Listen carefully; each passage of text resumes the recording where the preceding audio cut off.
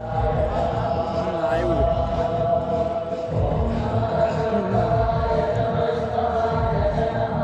Great Kirtibhai, Kutch માટે ખૂબ જ મોટી ઉપલબ્ધિ છે.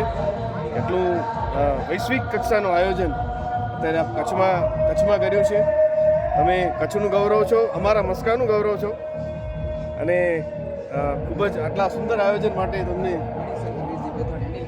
મણિશંકરભાઈ વિજી પેથાણી પરિવાર દ્વારા છે.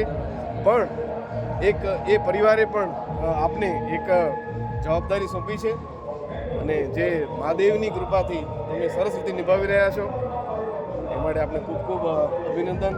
કથા વિશે આપ બે શબ્દ, તમને જે મજા આવે એ બધાને આમંત્રણ આપી શકો છો. મણિશંકર વીરજી પેથાણી પરિવાર દ્વારા આ ભવ્ય ઐતિહાસિક કથાનું આયોજન કરવામાં આવ્યું છે પૂજ્ય ગિરિબાપુના મુખારવિંદે.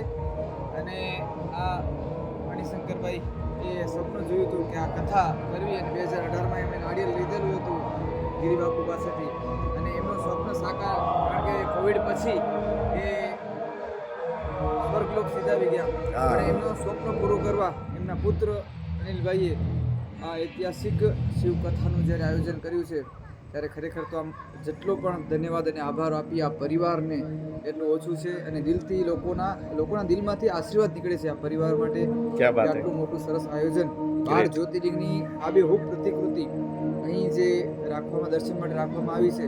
આ સંભવિત ભારતમાં પ્રથમ આવું બન્યું છે, કારણ કે પોતાના પ્રાઇવેટ ઇવેન્ટોમાં ઘણા બધા લોકોએ આવું કર્યું છે, પણ આ તો જાહેર જનતા માટે લોકો દર્શન કરી શકે એવા ઉમદા ઉદ્દેશ્ય સાથે આ કર્યું છે. ત્યારે આપણે સૌ નસીબવાળા છીએ કે આવા ભગીરથ કાર્યમાં ખિસકોલી રૂપે આપણે નાના કાર્ય કરવાનો મોકો મળે છે.